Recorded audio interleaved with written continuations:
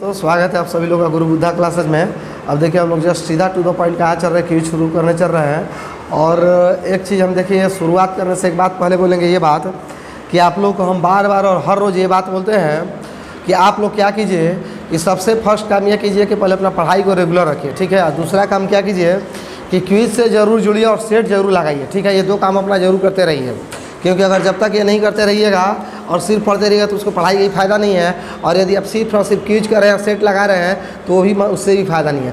तो पढ़ाई भी होते रहना चाहिए, क्विज भी करते रहना चाहिए और सेट भी लगना चाहिए। तीनों काम डेली कीजिए।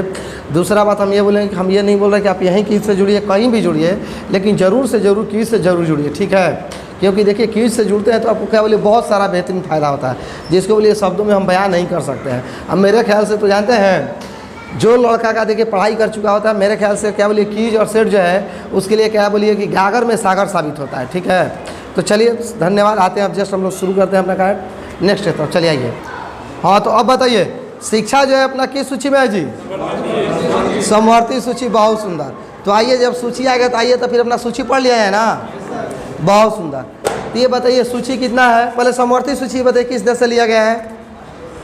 ऑस्ट्रेलिया से, बहुत बढ़िया। समवर्ती सूची कहाँ से लिया गया है? ऑस्ट्रेलिया से। तो ये बताइए समवर्ती सूची, तो ये बताइए सूची टोटल कितना है राजू जी? 3 ठो। कौन कौन? संघ सूची, राज्य सूची और समवर्ती सूची। कोई समस्या नहीं। तो अब जस्ट टू द पॉइंट, सूची पहले बताइए संविधान की किस अनुसूची में है? 7, ठीक है।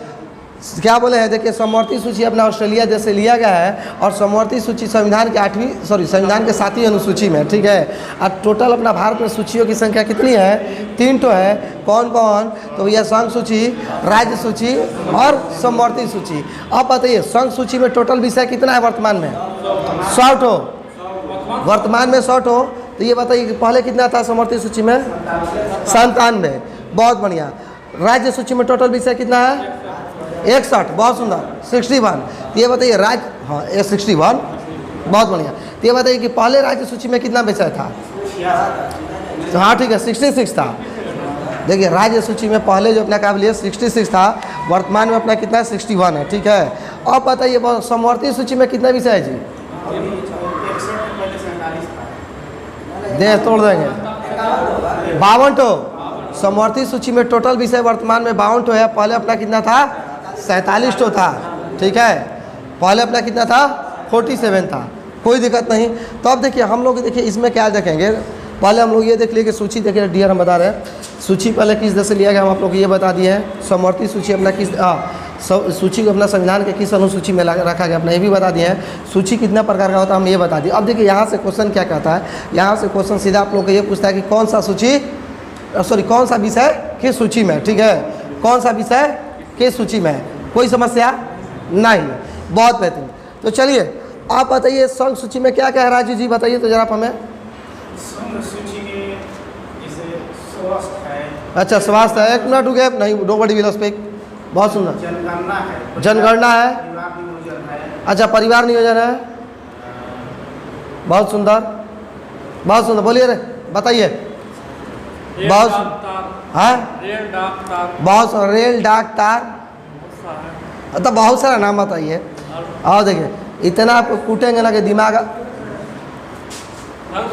इतना कूटेंगे दिमाग खराब हो जाएगा। लल्लू पंजू क्वेश्चन गलत मारते हैं।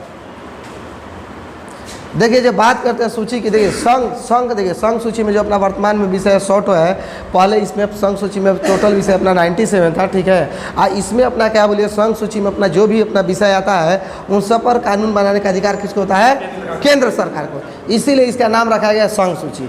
अब देखिए जब संघ सूची की बात करते हैं तो बोलिए जितना भी बोलिए अपना क्या चीज़ बढ़िया चीज़ देख लेते हैं। जैसे जिसका नियंत्रण राज्यों के पास ना हो वो सभी अपना संघ सूची में जाएगा।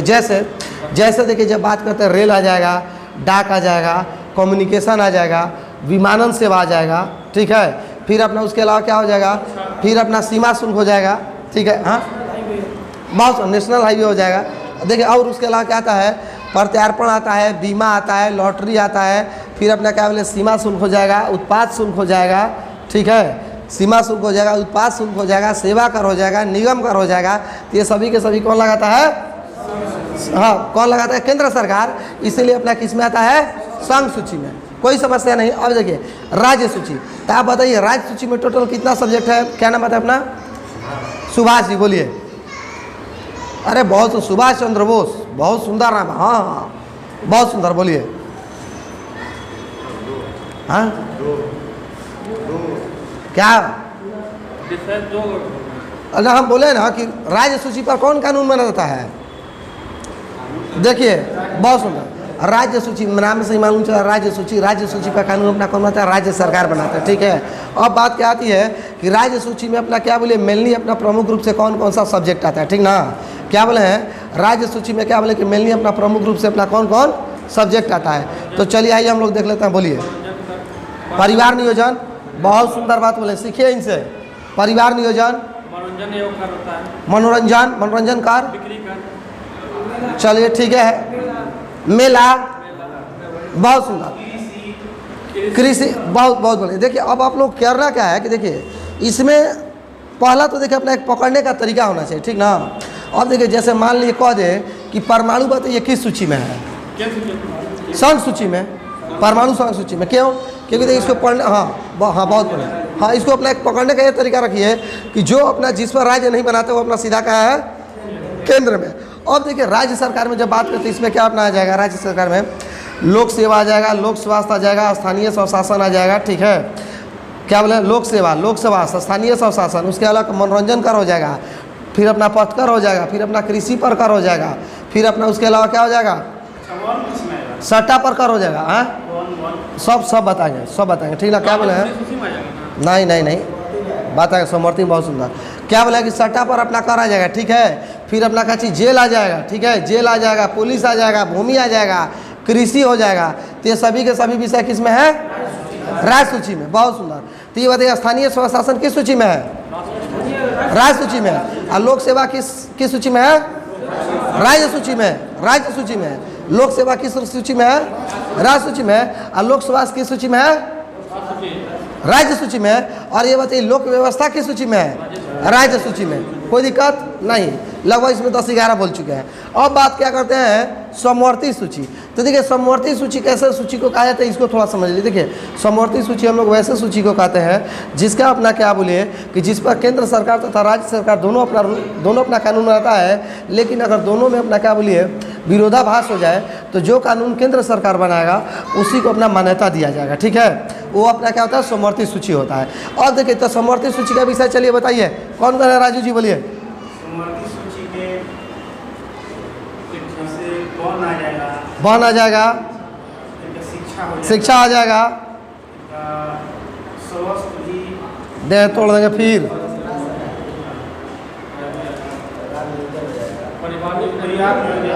परिवार नियोजन, बहुत सुंदर। अब देखिए जस्ट हम लोग टू द पॉइंट किसकी कर रहे हैं? तो देखिए हम लोग बात कर रहे हैं अपना क्या चीज़? समवर्ती सूची में। देखिए समवर्ती सूची अपना किसको बताएं? अपना ये बोल दिए समवर्ती सूची में टोटल अपना प्रारंभ में विषय था 47 और वर्तमान में कितना है? 52, ठीक है। अब होता क्या है समवर्ती सूची में कौन कौन सा है, आप इसको ध्यान में रखिएगा, ठीक ना। समवर्ती सूची में जब बात करते हो तो क्या हो जाएगा? तो देखिए समवर्ती सूची अपना क्या हो जाएगा? इसमें जस्ट 1 लाख का बात है तो भैया क्या बोलते हैं समवर्ती सूची में? फौजदारी हो जाएगा, दीवानी हो जाएगा, आर्थिक, हाँ फिर अपना क्या आर्थिक नियोजन हो जाएगा, परिवार नियोजन हो जाएगा, फिर अपना क्या बोले दिवाला एवं दिवालियापन हो जाएगा, गोद लेना हो जाएगा, विवाह हो जाएगा, ठीक है, गोद लेना हो जाएगा, विवाह हो जाएगा, डाइवोर्स हो जाएगा, ठीक ना। क्या बोले हैं? डाइवोर्स हो जाएगा। उसके अलावा क्या बोलिए कुछ अपना देखिए एक आर्थिक नीतियाँ करके आता है जिसको हम एग्जैक्टली भूल रहे हैं, ठीक ना। अपना एक आर्थिक नीतियाँ हो जाएगा। अब इन सब के अलावा और क्या आ जाएगा? तो देखिए 42वां संविधान संशोधन 1976 के द्वारा, ठीक ना। क्या बोले? 42वां संविधान संशोधन 1976 के द्वारा जो बोलने वाले हैं ये निम्न सूचियों को समवर्ती सूची में डाल दिया गया, निम्न विषयों को समवर्ती सूची में डाल दिया गया। जैसे शिक्षा हो जाएगा, ठीक है, शिक्षा हो जाएगा, समाचार पत्र हो जाएगा, श्रमिक संघ हो जाएगा, वन हो जाएगा, बाट हो जाएगा, वन्य हो जाएगा, वन्य जीव की रक्षा हो जाएगा, ठीक है। तो ये सभी के सभी अपना किस में है? समवर्ती सूची में ही। अब देखिए एक चीज़ बोल रहे हैं, ये हमारे एक बार बोल देने से आप लोग को याद नहीं होगा। आप लोग क्या कीजिए, जो लोग को मतलब जिन लोग को बोलिए अपना पढ़े हैं, जिनका रिपीटेशन है बढ़िया है, आप लोग क्या कीजिए कि जो हम चैप्टर बोलते हैं उसको अपना नोट कर लीजिए, ठीक है। और नोट करके फिर अपना घर पर जाके इस चीज़ को पूरा पढ़िए, ठीक है। इसको क्या बोले आप लोग पूरा पढ़िए, तब और मज़ा आएगा। नहीं तो मान लीजिए अब देखिए आप लोग को क्या आता है कि अपना आता है अवशिष्ट शक्तियाँ। अवशिष्ट शक्ति आता है। तो देखिए अवशिष्ट शक्तियाँ अपना वैसे विषय में, अवशिष्ट शक्तियाँ में अपना वैसे विषय को शामिल किया जाता है जिसका वर्णन न तो संघ सूची, न राज्य सूची और न ही समवर्ती सूची में है। ठीक है, उस सब का वर्णन कहाँ होता है? अवशिष्ट शक्तियों में। और अवशिष्ट शक्तियाँ भारतीय संविधान के अनुच्छेद कितना में है? देखा यही पर मन करता है देह तोड़ने के लिए। अरे तेरी बेटी मरो, अवशिष्ट शक्तियाँ संविधान के अनुच्छेद 248 में नहीं है। अवशिष्ट शक्तियाँ किस में निहित होगी? संसद में। संसद में। और भारतीय संविधान में अवशिष्ट शक्तियाँ किस देश से लगाई हैं? अरे लाजवाब, सीधा 50 लाख। बहुत सुंदर, बहुत सुंदर। अवशिष्ट शक्तियाँ कनाडा से लिया गया। ठीक है, अब देखिए अवशिष्ट शक्तियाँ किसको कहा जाता है? जस्ट बोले हैं कि देखिए वैसे विषय जिनका वर्णन न संघ सूची में, न राज्य सूची में, न ही समवर्ती सूची में है, उसको अपना क्या मान लिया? तो वो बंदा अवशिष्ट शक्तियाँ, अवशिष्ट शक्तियाँ में। ठीक है, फिर बोलिए अवशिष्ट सूची में है। और अवशिष्ट शक्तियाँ कभी भी किसके पास, बोलिए किस में निहित होती हैं? संसद में। ठीक है, यही सब क्वेश्चन एग्जाम पूछेगा, बाकी कुछ नहीं। ठीक ना, मतलब सॉरी, देखिए एक चीज़ देखिए गलती बोल दी है कि मतलब यही सब एग्जाम आगे कुछ अलग भी पूछ सकता है। ठीक ना, लेकिन आपको एक चीज़ बोलते हैं कि देखिए 99% हम ओपन बोलते हैं, ओपनली, कि जहाँ पर जो है देखिए हम जो क्विज कराते हैं इससे हम इसमें लिखित बोलते हैं कि आपका 65% तो कंफर्म जो है आपका मतलब क्या चीज़ एग्जाम में यहाँ से आएगा ही आएगा। इस चीज़ को आप मेरा जितना भी वीडियो होगा अगर आप सबको चेक कर लीजिए, नहीं आया तो फिर जो नहीं सो हम बोलते हैं, स्पष्ट ऑन द कैमरा बोलते हैं। चलिए बहुत सुंदर। तो अगला जस्ट बताइए, इंडिया हाउस कहाँ है जी? लंदन में। इंडिया हाउस लंदन में है। इंडिया हाउस की स्थापना कौन किए थे? श्याम जी कृष्ण वर्मा 1904 में। ठीक है, 4-5 दोनों आ जाता है। ठीक है, इंडिया हाउस का अपना कहाँ है? लंदन में। तो इंडिया नहीं तो छोड़ दीजिए, इन लोगों से मत पूछिए, नहीं तो सब ई हो जाएगा। चलिए अगला ये बताइए, भारत में बैंकों का पहली बार राष्ट्रीयकरण कब किया गया था? 1969 में। ठीक है, कब? 19 अप्रैल 1969 को। कितने बैंकों का? 14 बैंकों का। इन लोगों की लागत कितना था? इन लोगों का लागत, इनको बैंकों का क्षमता कितना था? 50 करोड़ रुपया। ठीक है, 50 करोड़ रुपया। बहुत सुंदर। तो एक जस्ट बात बताइए, इन बैंकों का राष्ट्रीयकरण किस समिति की सिफारिश पर किया गया था? हाँ, इन बैंकों का राष्ट्रीयकरण किस समिति की सिफारिश पर किया गया था? अरे तो बताए नहीं जी, बैंकों का राष्ट्रीयकरण किस समिति पर? हजारी समिति। बहुत बढ़िया। तब देखिए जब बैंक हो गई तो आइए भारत में अपना पूरा बैंकिंग देख लिया है क्या राजू जी? देख लिया है ना? बहुत बढ़िया। आइए तब लीजिए हम लोग का पूरा टॉपिक अपना बैंकिंग आज का कर देते हैं। ठीक है, कोई दिक्कत नहीं ना? बहुत बढ़िया। देखिए जब हम लोग बैंकिंग की बात करते हैं, किसकी बात करते हैं? बैंकिंग की बात। रुका भैया, देखिए हम लोग क्या पढ़ रहे हैं टोटल, देखिए हम लोग अपना बैंक के बारे में पढ़ लेते हैं। देखिए जब बैंक के बारे में बात करते हैं तो भारत में सबसे पहले ये बताइए कि भारत का सबसे बैंकों में सबसे सर्वोच्च संस्था कौन सी है? बैंकों में सबसे सर्वोच्च बैंक कौन सा है? आरबीआई। तो पहले हम लोग आरबीआई देखेंगे, फिर अपना क्या बोलिए अन्य बैंक देखेंगे, और फिर उसके पश्चात में हम क्या बोलिए ग्रामीण बैंक देखेंगे। ठीक है, इसको क्यों देखना जरूरी होता है? क्योंकि क्वेश्चन यहाँ से उठा के मार खचा डाल देता है। ठीक है, अब फिर उसके बाद अपना क्या बोलिए कुछ प्रमुख बैंकों का मुख्यालय देख लेंगे। कोई समस्या नहीं? तो बहुत बढ़िया तरीके, just to the point question आप लोगों के स्क्रीन पर क्वेश्चन नहीं, सीधा उसको क्या बोलते हैं मैंने ना सीधा बता देते कहानी बस। आरबीआई, बहुत आरबीआई, ये बताइए आरबीआई का स्थापना कब किया गया था? छोटा डेट बहुत 1 अप्रैल 1935 को। आरबीआई का राष्ट्रीयकरण कब किया गया था? छोटा डेट 1 जनवरी 1949 को। बहुत सुंदर। ये बताइए कि आरबीआई का स्थापना, ठीक ना, आरबीआई का स्थापना किस समिति की सिफारिश पर किया गया था? बहुत सुंदर, यंग हिल्टन समिति की सिफारिश पर इसका स्थापना भी किया गया, और प्लस में इसी का अपना कैसी सिफारिश केंद्रीय बैंक भी बनाया गया था। तो ये बताइए आरबीआई के क्या बोले हैं कि प्रथम, हाँ आरबीआई के प्रथम गवर्नर कौन थे? ओस्बार। बहुत सुंदर। आरबीआई के प्रथम गवर्नर कौन थे? ओस्बार स्मिथ। तो ये बताइए आरबीआई के प्रथम भारतीय गवर्नर कौन थे? सीडी देशमुख। और ये बताइए आरबीआई के, हाँ आरबीआई के राष्ट्रीयकरण के समय आरबीआई के गवर्नर कौन थे? सीडी देशमुख ही थे। ठीक है, कौन थे? सीडी देशमुख ही थे।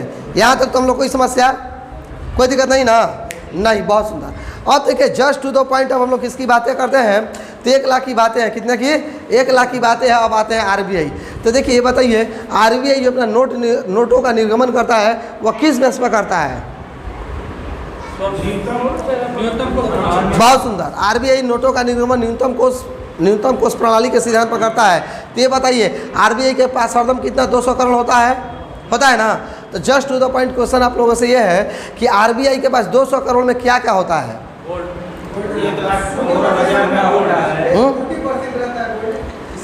1,15,000 करोड़ का अपना गोल्ड रहता है। ठीक, 200 करोड़ में 115 करोड़ का गोल्ड रहता है, बाकी 85 करोड़ का अपना क्या बोलिए विदेशी मुद्रा रहता है। कोई दिक्कत नहीं। अब just to the point question आप लोगों से ये है, जरा ये बताइए कि आरबीआई का कार्य क्या है, जरा हमें ये बताइए तो। बैंकों को नियंत्रित करना, नोटों का निर्गमन करना, बहुत सब प्रतिभूतियों का क्रय विक्रय भी किया है, एकदम सही है। और बहुत सुंदर। अब देखिए जस्ट हम लोग टू द पॉइंट अगर बात करते हैं, टू द पॉइंट, तो देखिए बात करते हैं आरबीआई का कार्य क्या है। आरबीआई का कार्य देखिए बैंकों का बैंक है, ठीक है। आरबीआई के कार्य में क्या बोले हैं, इसका कार्य बैंकों का बैंक है, नोटों का निर्गमन करना है, साख नियंत्रण करना है, फिर अपना क्या बोलिए विदेशी विनिमय को नियंत्रण करना है, फिर अपना विदेशों से शुद्ध प्राप्त होने वाला साधन है कोई अपना क्या चीज़, यही अपना उसका आंकड़ा अपना ही जारी करता है, ठीक है। उसके अलावा और क्या करता है, तो एक क्वेश्चन और आ जाता है, ये बताइए आरबीआई के खुली कार्यवाही का तात्पर्य क्या है? आरबीआई के खुली कार्यवाही का तात्पर्य क्या है? आरबीआई के खुली कार्यवाही का तात्पर्य क्या है? हाँ, क्वेश्चन पूछा जाता है, बोलिए। जैसे कहीं भी विदेश बहुत सुंदर। आरबीआई की खुली कार्यवाही का तात्पर्य प्रतिभूतियों के खरीद बिक्री से, ठीक है। आरबीआई के खुली कार्यवाही का तात्पर्य क्या है? प्रतिभूतियों के खरीद बिक्री से। यहाँ तक तो हम लोग कोई समस्या नहीं, कोई दिक्कत नहीं ना, बहुत बढ़िया। अब जस्ट बताइए भारत में स्थापित होने वाला पहला बैंक कौन सा था? भारत में स्थापित होने वाला पहला बैंक कौन सा था? बहुत सुंदर। देख उम्मीद नहीं था राजू जी तारा से, तो से हम सीरियसली बोल रहे हैं। देखिए क्या बोले हैं कि भारत में just to the point 1 lakh के बात हम यही आप लोगों से बोले हैं कि भारत में क्या बोले पहला बैंक कौन सा था। देखिए भारत में पहला बैंक था जनरल बैंक, हाँ बस जनरल बैंक ऑफ इंडिया था, ठीक है। हाँ भाई बस क्या बोले हैं कि भारत में स्थापित होना पहला बैंक क्या बोलिए जनरल बैंक ऑफ इंडिया था। तो अगला इस क्वेश्चन ये बताइए सीमित प्रतिनिधित्व वाला, ठीक है, क्या बोले हैं, या फिर बोलिए सीमित दायित्व वाला भारतीयों के द्वारा, सीमित दायित्व वाला भारतीयों के द्वारा पहला बैंक कौन सा था? नहीं, वो जो अपना अवैध कमर्शियल बैंक था, ठीक है, वो कौन था? अवैध कमर्शियल बैंक था। और ये बताइए पूर्णतः भारतीयों के द्वारा नियंत्रित अपना बैंक कौन था? Punjab national bank. बहुत बढ़िया। तो ये बताइए कि प्रथम शुद्ध भारतीयों के द्वारा खोला गया बैंक कौन था? पंजाब नेशनल बैंक ही था। इसी बात को अपना क्या बोलिए घुमाएगा, इसी बात को घुमाएगा। अब बताइए पंजाब नेशनल बैंक का स्थापना कब हुआ था?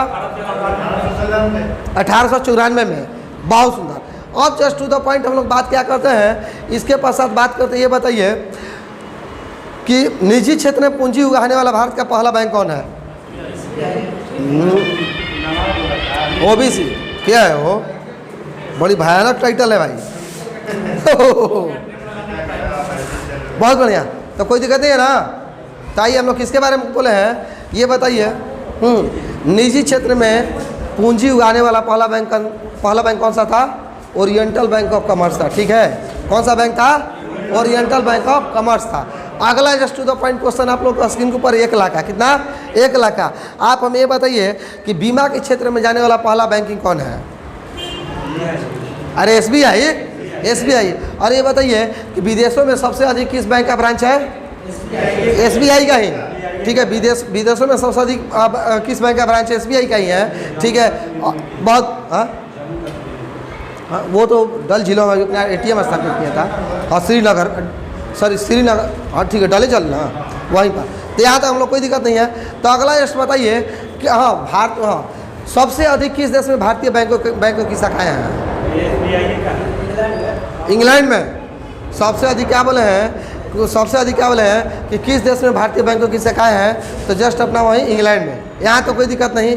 अगला जस्ट ये बताइए कि नॉन बैंकिंग से बैंकिंग के क्षेत्र में जाने वाला पहला बैंक कौन सा है? नॉन बैंकिंग से बैंकिंग के क्षेत्र में जाने वाला पहला बैंक कौन सा है?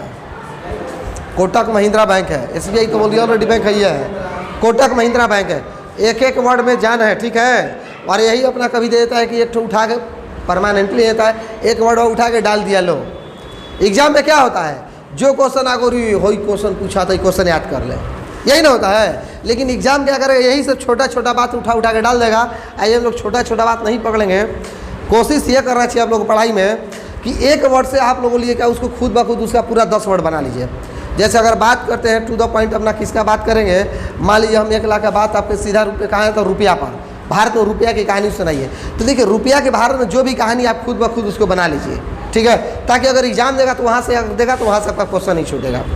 कहने का मेरा मतलब ये है कि जो भी चैप्टर उस चैप्टर पर पकड़ अच्छे से बनाइए, ठीक ना। वो एक कहा होता है ना कि फूक फाक वाला नहीं, फूक फाक किसको कहते हैं, हमारा याद है जब नाना घर अपने घर गए थे तो एक बोलिए भैया थे तो बोले कि धान ढोल हो गई, तो कहनी हाँ भैया हो गिल बा, तो कह रहे हैं कि दवाई हो गई, तो हाँ भैया दवाई होता है, तो हाँ तू लोग फूक फाक वाला ना हो जा, का है कि भाई तू लोग 2 बीघा के लिए 2 बीघा तू लोग के फटाक से हो गया, बहुत जब छोटे थे तब की बता रहे हैं। तो कहनी कि भैया तार, तो कहते अरे हम नहीं के बोला ढेर रोटी 12-14 बीघा हुई रोटी है। तो वही चीज़ जितना बड़ा अपना बोलिए नॉलेज कीजिएगा, ठीक ना, आप में क्या बोलिए क्षमता उतना ज़्यादा बढ़ती जाएगी और उतना क्या बोलिए आप में क्या एक अलग क्षमता डेवलप होगा, क्या चीज़ एग्जाम क्रैक करने का, ये चीज़ होना चाहिए। चलिए बहुत सुंदर, तो हम लोग यहाँ तक तो बोल दिए। अब जस्ट टू द बात करते हैं SBI। ये बताइए SBI का स्थापना कब किया गया था? बहुत सुंदर, SBI का स्थापना 1955 में। और SBI क्या, हाँ SBI का स्थापना से पहले इसका नाम क्या था? Imperial bank. इंपीरियल बैंक का स्थापना कब किया गया था? 1921 में। बहुत सुंदर। अब बताइए SBI का सहायता के लिए एसोसिएट बैंक का स्थापना कब किया गया था? 58 में नहीं ना, शायद 58 में। देखिए दोस्त एक चीज़ बोल रहे हैं एग्जैक्टली, शायद हम भी नहीं हो सकता, हम भी भूल गए हो, लेकिन हमारा अभी भी याद आ रहा है एसोसिएट बैंक का मार्कअप चेक कर लीजिएगा 1958 में किया गया, हमारा यही याद आ रहा है, ठीक ना। तो क्या बोले हैं SBI की सहायता देने के लिए अपना क्या चाहिए, हाँ SBI की सहायता देने के लिए एसोसिएट बैंक का स्थापना कब किया गया था? और देखिए 58 में या 92 में किया गया जी, हाँ 58 या 92 में, इसी मतलब किसी 2-1 डेट में है, ठीक ना। तो यहाँ तक हम लोग कोई समस्या नहीं। अब just to the point 1 lakh का क्वेश्चन अब आते हैं, जानते हैं हम लोग कहाँ? ग्रामीण बैंक पर। कहाँ थे? ग्रामीण बैंक पर। तो आप बताइए ग्रामीण बैंक का स्थापना कब किया गया था? 2 अक्टूबर 1975 में। ग्रामीण बैंक का स्थापना भारत में किस समिति की सिफारिश पर किया गया था? बहुत तारी बेटी मोरो फिरवानी समिति पर। ही बताइए भारत में NS यानी कि नेशनल स्टॉक एक्सचेंज का स्थापना किस समिति की सिफारिश पर किया गया था? वो ना फिरवानी समिति। अरे बहुत सुंदर। तो नाबार्ड का स्थापना किस समिति की सिफारिश पर किया गया था? नाबार्ड का स्थापना किया गया था शिवरामन समिति। बहुत सुंदर बात। हम लोग जस्ट सीधा टू द पॉइंट क्या बोले हैं, भारत में देखिए क्षेत्रीय ग्रामीण बैंक, ठीक ना। देखिए भारत में पहले क्षेत्रीय ग्रामीण बैंक का स्थापना 2 अक्टूबर 1975 को किया गया था, ठीक है। और इस बैंक का जो अपना स्थापना किया गया था वो अपना क्या बोले नरसिम्हन समिति के सिफारिश पर किया गया था, ठीक है। जब 2 अक्टूबर 1975 को ग्रामीण बैंक का स्थापना किया गया था तो टोटल 5 जगह इसका स्थापना किया था। कहाँ? तो क्या बोले हैं टोटल अपना देखिए 5 जगह स्थापना किया गया था। कहाँ कहाँ किया गया था? एक अपना गया मुरादाबाद में, दूसरा अपना गोरखपुर में, तीसरा अपना भिवानी में। भिवानी कहाँ है? भिवानी हरियाणा में ना है, भिवंडी नहीं बोले, भिवानी बोले हैं, भिवानी में। चौथा अपना मालदा में। मालदा कहाँ है? पश्चिम बंगाल में। और 5वां अपना जयपुर में। जयपुर कहाँ है?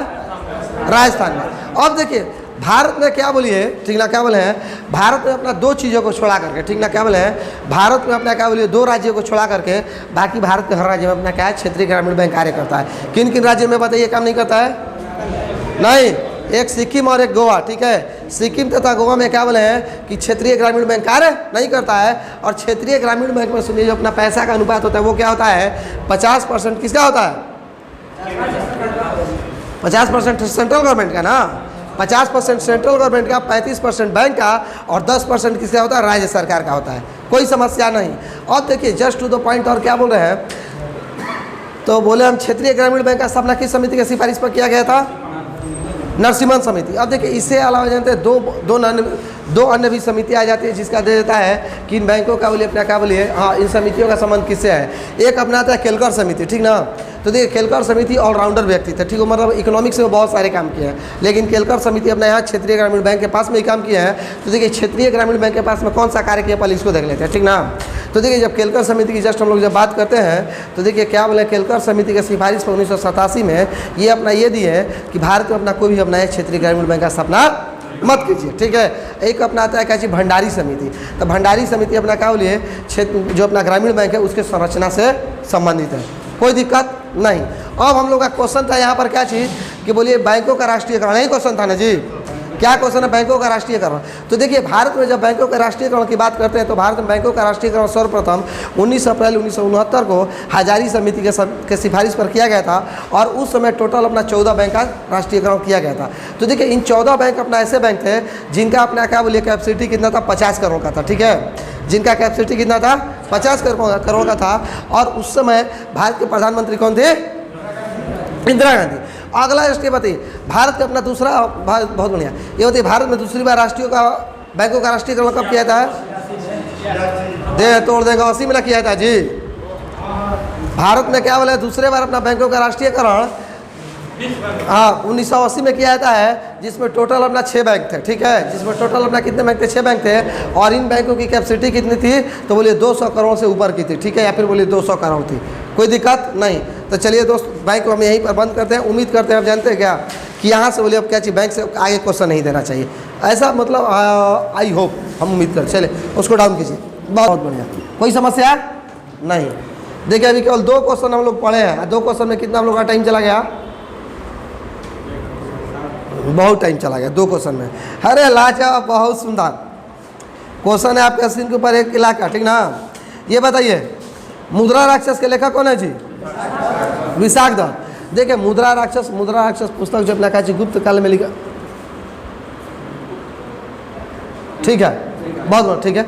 मुद्रा राक्षस पुस्तक जो अपना इसके लेखक विशाख दत्त है, इसको अपना गुप्त काल में लिखा गया था, ठीक है। अब मुद्रा राक्षस अपना क्या बोलिए कि अपना क्या बोलिए कि याज्ञवल्क्य स्मृति पर, ठीक ना, क्या बोले हैं, याज्ञवल्क्य स्मृति पर हिंदू विधि पर लिखा गया अपना क्या बोलिए, ये पहला बुक है। उसके अलावा जब बात करते मुद्रा राक्षस में, तो देखिए तो मुद्रा राक्षस में चंद्रगुप्त मौर्य को क्या बताया गया है, निम्न कुल का, ठीक है, और निम्न कुल का जिस, हाँ, और उसमें चंद्रगुप्त मौर्य के लिए वृषल शब्द का प्रयोग किया गया है, ठीक है। उसमें अपना क्या बोलिए वृषल शब्द का प्रयोग किया था। एक और क्वेश्चन बताइए, मुद्रा राक्षस के अलावा किस पुस्तक में चंद्रगुप्त मौर्य के लिए निम्न कुल शब्द का प्रयोग किया गया है, भानुगुप्त में,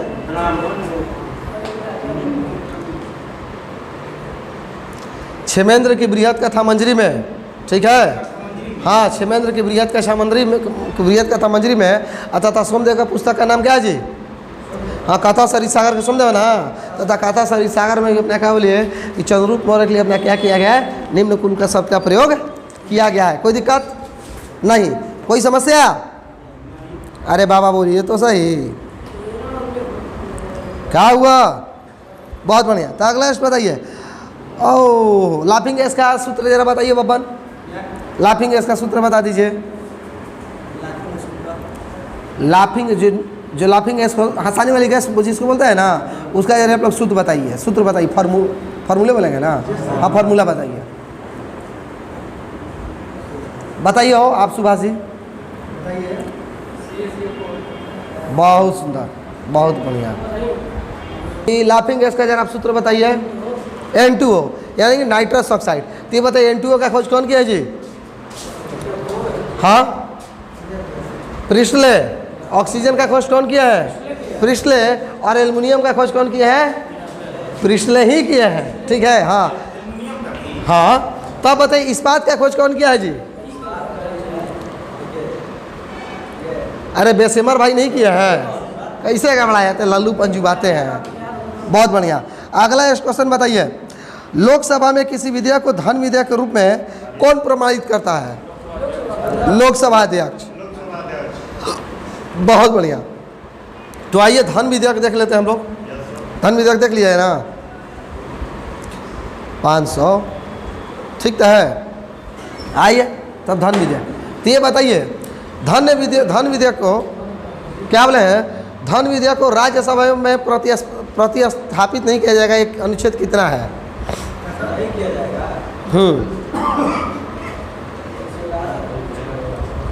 पहले बताइए धन विधेयक अनुच्छेद कितना में है,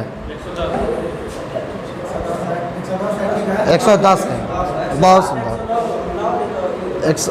109 में क्या है,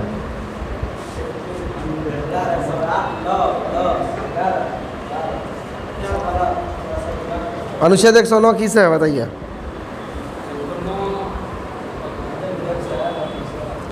सुनिए 107 में अपना ये है कि धन विधेयक को राज्यसभा में क्या बोलिए प्रतिस्थापित नहीं किया जाएगा, ठीक है। 107 बोले हैं। 108 में अपना संयुक्त अधिवेशन है और 109 में अपना क्या है कि राष्ट्रपति अपना क्या बोलिए धन विधेयक को रिटर्न नहीं करा सकते हैं। अब बात करते हैं धन विधेयक। तो देखिए धन विधेयक की जब बात करते हैं, धन विधेयक अनुच्छेद कितना में है? धन विधेयक अपना अनुच्छेद 110 में कोई विधेयक धन विधेयक है या नहीं, इसका बोलिए प्रमाण कौन करता है? लोकसभा अध्यक्ष करता है। बॉस कौन करता है? लोकसभा अध्यक्ष करता है। और देखिए क्या बोलिए कि राष्ट्रपति धन विधेयक को अभी लौटा पूर्ण विचार की लौटा नहीं सकते हैं। तो ये बताइए राज्यसभा धन विधेयक को कितना दिन तक अपने पास रोक के रख सकता है? 14 दिन, ठीक है। राज्यसभा धन विधेयक को अपने पास कितना दिन रोक के रख सकते हैं? 14 दिन। तो ये बताइए धन विधेयक के मामले पर संयुक्त अधिवेशन बुलाया जा सकता है कि नहीं? तो किन किन दो चीज़ों पर संयुक्त अधिवेशन नहीं बुलाया जाएगा? नहीं, किन चीज? संविधान संशोधन और प्लस में धन विधेयक। संविधान संशोधन और धन विधेयक इन दोनों मैटर पर क्या बोले कभी भी संयुक्त अधिवेशन नहीं बुलाया जाएगा, ठीक है। और जस्ट टू द पॉइंट हम लोग कहाँ थे आगे ना, चले बहुत सुंदर। बनके हवा में बेजुबा में दिल लग, ओहो बहुत सुंदर। ये बताइए हो इंग्लैंड के प्रथम प्रधानमंत्री कौन थे? Robert Walpole. बहुत सुंदर। तो ये बताइए इंग्लैंड के प्रथम प्रधानमंत्री जो भारत आए थे?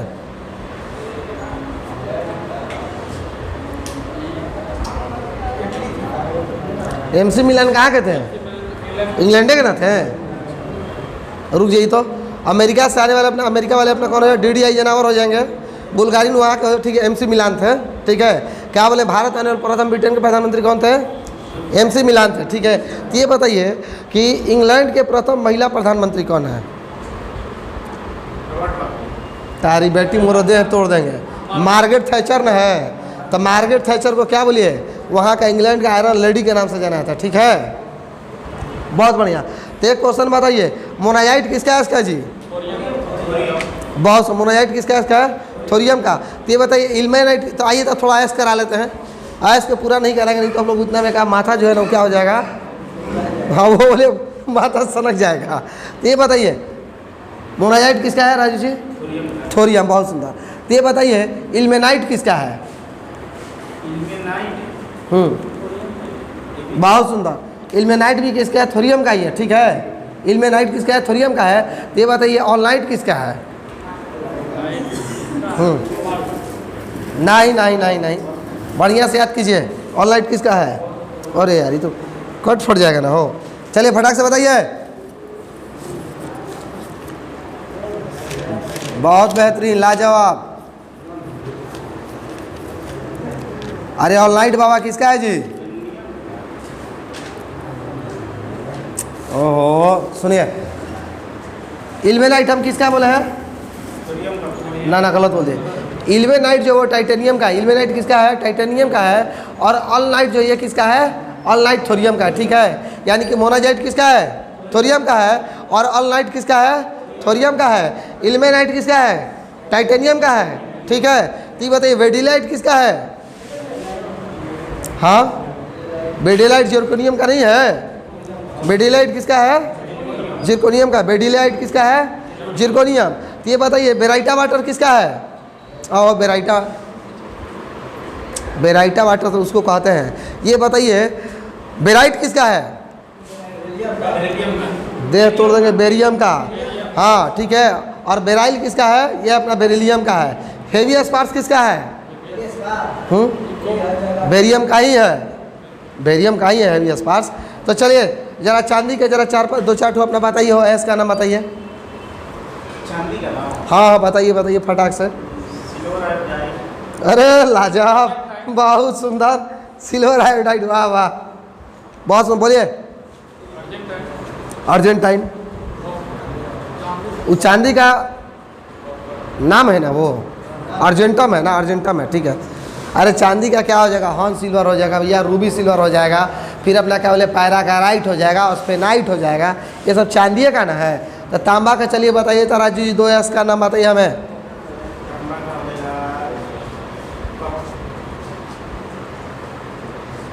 बहुत सुंदर। अरे कॉपर पैराइट ललुए पंजू बोलिएगा। और जिसमें कॉपर लगे वो तो भैया कॉपर का होगा ही होगा। होगा कि नहीं होगा? तब तो फिर उसको करने से ध्यान पर ऐसा रखिए जो नहीं जो मतलब ये हो। तांबा का कौन है जी? अरे एजुराइट है, क्यूपराइट है, मेलाकाइट है, तो काहे नहीं बोल रहे? तारी बेटी मोर क्या पैसा देना पड़ेगा? सोना का जरा बताइए तो यस का बताइए। भानु, अरे भानु नहीं, बबर से बोलिए।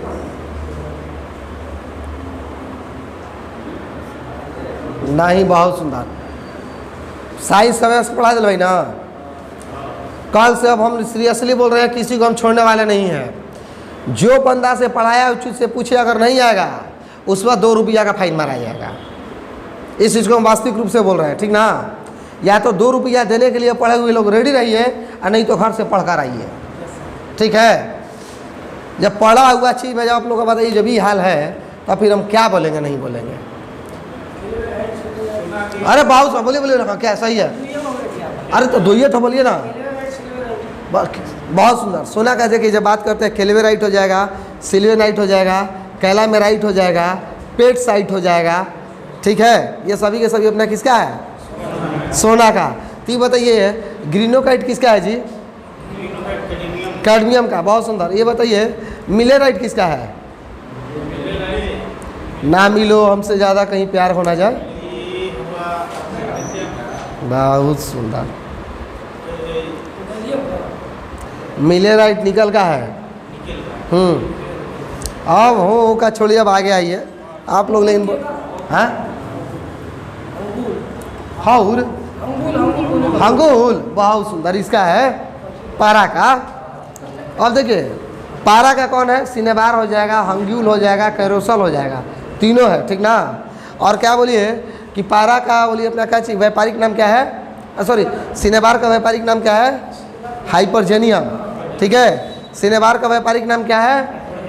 हाइपरजेनियम। कोई समस्या नहीं? बहुत बेहतरीन। चलिए अब आते हैं हम लोग अगला क्वेश्चन। बताइए कौन से सब लोग रेडी रहिएगा जो बात बोले हैं।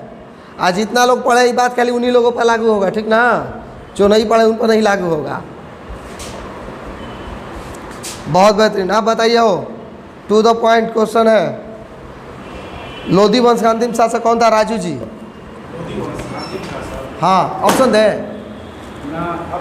हाँ, तारी बेटी मोर सिल्लू भर पानी में डूब मरिए। जब हम लोधी वंश का अंतिम शासक मांग रहे हैं, ऑप्शन मांग रहे हैं, बोलिए। अरे अरे वाह वाह भाई वाह। अरे अब बताइए हम क्या करें? इसी बात पर मेरा मूड खराब हो जाता है, कहते क्यूज बंद करने के लिए। अरे लोधी वंश का अंतिम शासक बताइए तो हो। हाँ, वाह, बहुत सुंदर, बहुत सुंदर। बताइए लोधी वंश का अंतिम शासक? इब्राहिम लोधी। वाह, बहुत सुंदर, बहुत बढ़िया। तो बहुत सुंदर। ये बताइए जब लोधी हुआ है, अरे लोधी, हाँ तो लोधी वंश पढ़ लिया है ना? हो, बहुत सुंदर। तो बोलिए राजू जी, आप बताइए। अरे हूँ का आप बताइए ना।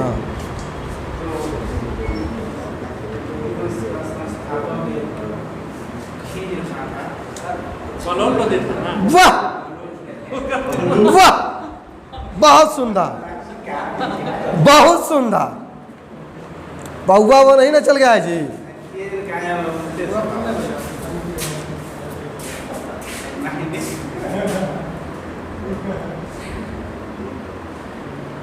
बड़ा लेकिन हमारा दुख हुआ महाराज जी। तो हम ये तो उम्मीद नहीं था।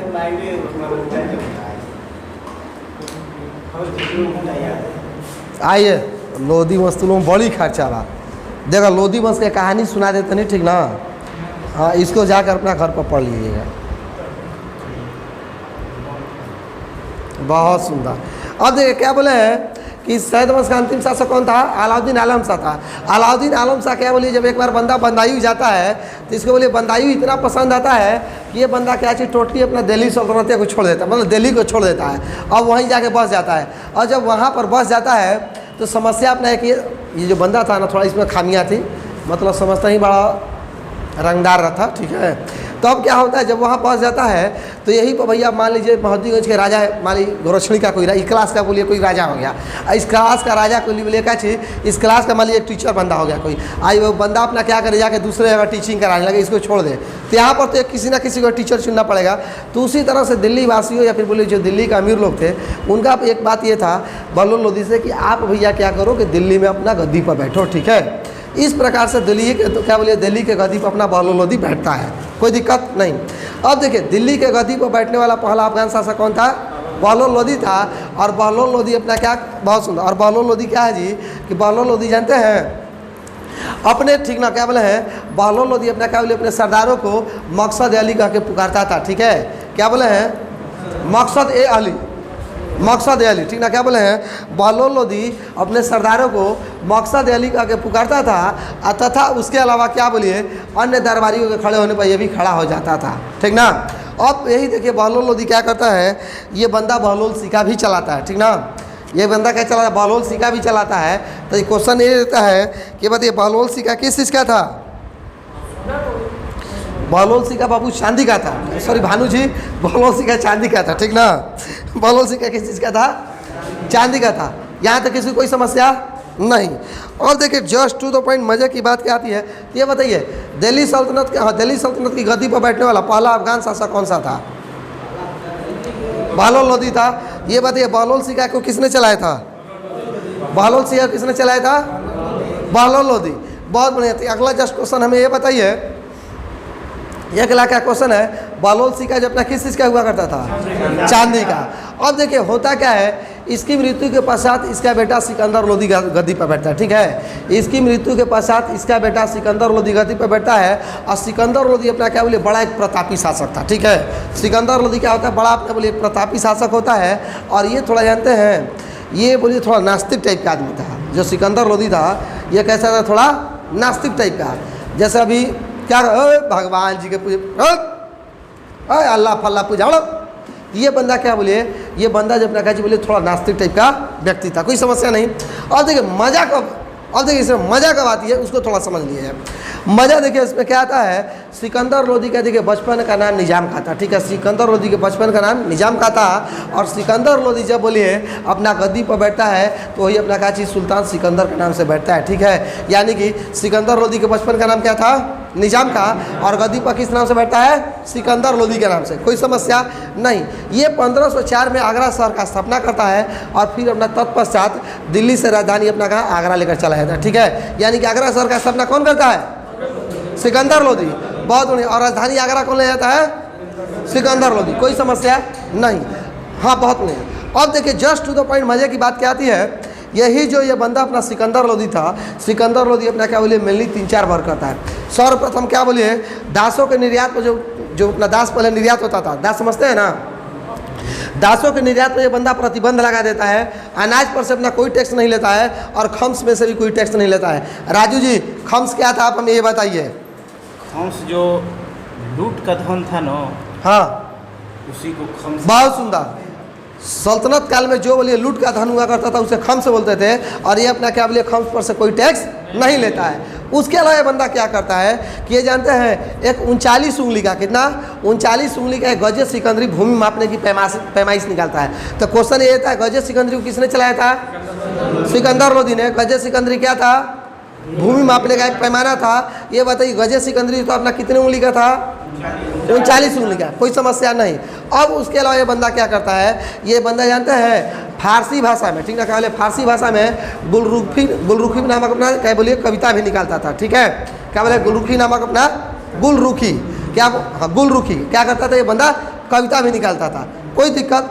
यही बंदा क्या किया है कि ये बोले अपना जो HP में ये मंदिर है ज्वालामुखी मंदिर, ज्वालामुखी मंदिर के बाद ये कौन लुटवाता है, जरा बताइए तो चेक करते हैं आप लोगों को।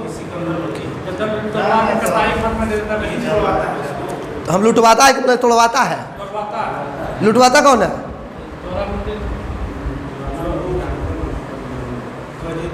वाह लाजवाब लाजवाब लाजवाब। कोई जोर नहीं है आप लोगों का, सीधा 50-50 लाख देने का मन कर रहा है। कितना हो, 50-50 लाख। ये तो सेम टू सेम वही वाला बात हुआ, मोदी चाचा वाला, PM बन गए हैं लेकिन देश कैसे चले। तो देखिए जस्ट हम लोग टू द पॉइंट किसकी बात कर रहे थे, बात हो रही थी सिकंदर लोधी। तो सिकंदर लोधी अपना क्या करता है, ज्वालामुखी मंदिर को क्या करता है, तोड़वा देता है, और तुड़वा कर क्या बोले उसको कसाई को दे देता है कि लो तुम इससे मतलब जो मंदिरवा है मूर्तियाँ है इसे तुम तोड़ला कि 5 kg का कोई वस्तु है कि 10 kg का वस्तु है, कसाईयों को वही पत्थर वही, ठीक है। तो ये अपना क्या होता है, ये बंदा बोले ज्वालामुखी मंदिर तोड़वा देता है, कोई समस्या नहीं। अब यही देखिए क्या करता है, इसी के समय में जानते हैं एक अपना इसका सामंत था जिसका नाम था मियाँ भुइयाँ, ठीक ना। इसका एक सामंत था जिसका नाम था मियाँ भुइयाँ, और मियाँ भुइयाँ क्या करता है, ये बंदा मोठ मस्जिद का निर्माण करता है, ठीक है। मोठ मस्जिद का निर्माण कौन करता है, मियाँ भुइयाँ। और इसके अलावा क्या करता है, ये बंदा तिब्बत सिकंदरी भी लिखता है, ठीक ना। तिब्बत सिकंदरी अपना क्या बोलिए एक अपना चिकित्सा ग्रंथ था, ठीक है, जिसको अपना क्या बोलिए मियाँ भुइयाँ ही तिब्बत सिकंदरी भी लिखता है, ठीक है। और सिकंदर के हिस्से में देखिए अपना एक और कोई बुक लिखाया था, मैं एग्जैक्टली भूल रहा है अपना, वो भी लिखाया था। और देखिए होता है क्या कि लगभग 15-17 करीब में ना हो, कब इसके गले की बीमारी कब मृत्यु हो जाती है, हाँ दे तुरंत तोड़ देंगे, 20 में कहाँ हुआ था, नहीं सुने एग्जैक्टली सुने उसको हमने डेट नहीं दी, ठीक ना। अब क्या होता है देखिए बंदे के क्या बोले गले की बीमारी हो जाती है, और गले की बीमारी की वजह से बंदे की क्या होती है मृत्यु हो जाती है। और जब मृत्यु हो जाती है तो क्या बनता है, तो इसका बोले अपना क्या है, बंदा था ना, कौन, इसका अपना एक बंदा था, और वही अपना क्या बोले इब्राहिम लोधी अपना गद्दी पर बैठता है, ठीक है। इब्राहिम लोधी कहाँ बैठता है, गद्दी पर बैठता है। अब देखिए जस्ट हाँ, तो अब देखिए जस्ट टू द पॉइंट वाली मज़े की बात क्या है, बहुत बढ़िया। तो देखिए जस्ट टू द पॉइंट यहाँ पर मज़े की बात अपने आ जाती है। देखिए जब इब्राहिम लोधी गद्दी पर बैठता है, ठीक ना, क्या बोले हैं, जब इब्राहिम लोधी अपना गद्दी पर बैठता है तो जौनपुर में थोड़ा झमाला हो जाता है। इसी का जब इब्राहिम लोधी गद्दी पर बैठता है तो कहा यह जाता है कि कुछ बोलिए अपना अमीर थे, ठीक ना, कुछ बोलिए अपना क्या चीज़ जो अमीर सरदार थे वो नहीं चाहते थे कि इब्राहिम लोधी गद्दी पर बैठे, और वो अपना क्या बोलिए अपने मंसूबों को पूरा करने के लिए इसका अपना एक भाई था जिसका नाम था जलाल खां, ठीक है, क्या बोले, हाँ जलाल खां, क्या बोले इसका अपना एक भाई था जिसका नाम था जलाल खां। जलाल खां को जौनपुर में अपना ले जाकर उसको क्या करते हैं, वहाँ का राजा बना देते हैं, और जलाल खां कहता कि यहाँ का राजा हम ही है। तब बंदा जो लिए सिकंदर लोधी क्या करते कह रहे यार, तब हमारे भाइयों को मेरे अगेंस्ट खड़ा करा दिया। तब ये बंदा क्या करता है, जलाल खां को क्या करता है, हाँ फिनिश कर देता है, ठीक है। जलाल खां को क्या करता है, हाँ फिनिश मतलब किसे बोलिए पकड़ लेता है, बंदी बना देता है। अब बंदी बनाने के बाद उस बंदे को क्या करता है, जहर दे देता है, ठीक है। उस बंदे को क्या करता है, जहर देता है, जिसके वजह से मृत्यु हो जाती है। इसके अलावा क्या करता है, कुछ अपना सरदारों का भी दमन करता है, ठीक ना। सरदारों का दमन देखिए अपना इसलिए करना पड़ गया था कि कुछ बोलिए अपना इसे कुछ अपना क्या बोलिए विश्वासघात भी किए थे, और जो लोग अपना विश्वासघात के अलावा जो बोलिए अपना ईमानदारी पूर्वक थे उनमें भी अपना क्या बोलिए ये सही और गलत को नहीं समझ सका, विश्वासघातों के साथ साथ बढ़िया लोगों को भी मार डाला, कोई दिक्कत नहीं। अब यही बंदा अपना क्या बोलिए मेवाड़ अभियान करता है, यही बंदा क्या करता है, मेवाड़ अभियान, ठीक है। मेवाड़ की राजधानी कहाँ थी, चित्तौड़ ना। मेवाड़ वर्तमान में कहाँ है, राजस्थान को किस जगह को बोलते हैं,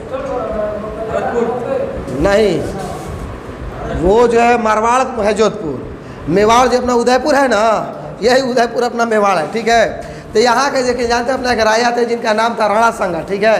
राणा संगा तथा इब्राहिम लोधी के बीच में 1517 में अपना क्या होता है, युद्ध होता है, कौन सा, खानवा का युद्ध, ठीक है। खानवा के युद्ध 1517 में राणा संगा तथा इब्राहिम लोधी के बीच, अरे खानवा नहीं यार गलती बोल दिए, खतौली का युद्ध, खवे से खतौली, खवे से खानवा, इसीलिए गलती बोल दिए थोड़ा सा।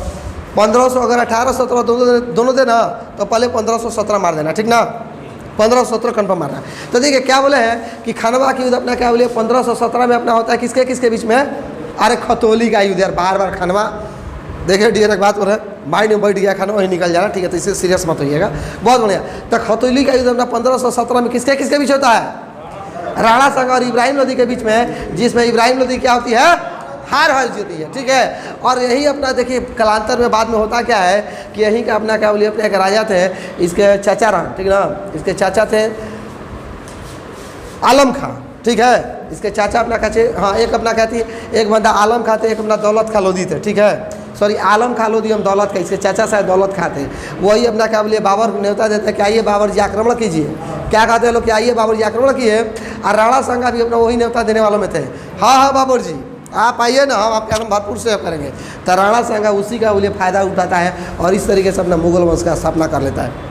होता क्या है कि बोलिए खानवा खतौली, खानवा का यार बोलो खतौली का नहीं, क्या बोले खानवा की युद्ध अपना कब होता है 27 में, लेकिन हम लोग को पढ़ना पानीपत का युद्ध, ठीक है। पानीपत का युद्ध अपना क्या बोलिए 1526 में होता है। किसके किसके बीच में? इब्राहिम लोदी तथा बाबर के बीच में, जिसमें इब्राहिम लोदी अपना क्या होता है मारा जाता है, ठीक है। इब्राहिम लोदी मारा जाता है और दिल्ली सल्तनत का ये बंदा पहला ऐसा शासक था जो बोलिए अपने युद्ध स्थल में मारा गया था। कोई दिक्कत नहीं।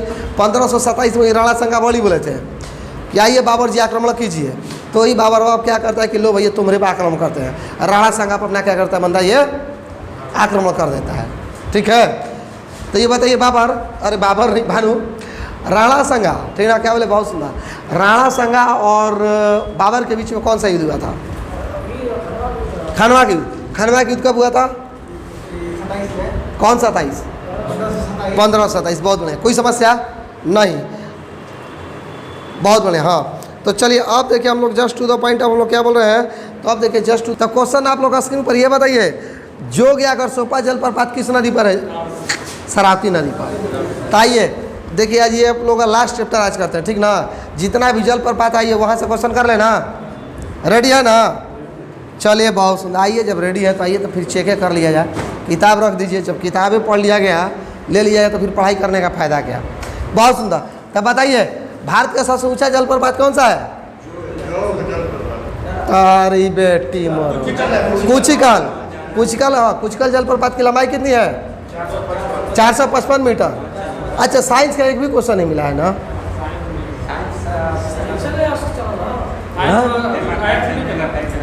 अच्छा केवल इसका है ना। अब हम एक चीज़ जानते हैं क्या बात, थोड़ा साइंस भी चाहिए हम लोग आधा घंटा करने। हाँ तो ठीक है ठीक है ठीक है, हम बल्ला बहुत बढ़िया। तो आप हमें ये बताइए भारत का सबसे ऊंचा जलप्रपात कौन सा है? कुचिकल। कुचिकल की टोटल ऊंचाई कितनी है? 455 मीटर। कुचिकल जलप्रपात किस नदी पर है? बराही नदी। बराही नदी, बहुत बढ़िया। तो ये बताइए आयतन के हिसाब से अपना सबसे ऊंची जलप्रपात कौन सी है? आयतन के हिसाब से शिव समुद्रम, ठीक है। शिव समुद्रम जलप्रपात है। शिव समुद्रम जलप्रपात किस नदी पर है? कावेरी नदी पर है, बहुत बढ़िया। तो आप बताइए आयतन बोले ना? हाँ आयतन के मतलब आयतन पूछ रहे हैं तो शिव समुद्र। हाँ हाँ रुक जाइए, क्षेत्रफल रुक जाइए, आयतन में शिव समुद्रम बोले हैं ना, हमारा वही लग रहा है जी। हाँ तो ये बताइए क्षेत्रफल में एक सुनिए, ये क्वेश्चन दोनों छोड़ दिए, क्वेश्चन को नहीं एग्जैक्ट है। एक का होगा शिव समुद्रम और एक का अपना जोग या सोपा होगा, ठीक है। तो चलिए बहुत सुंदर।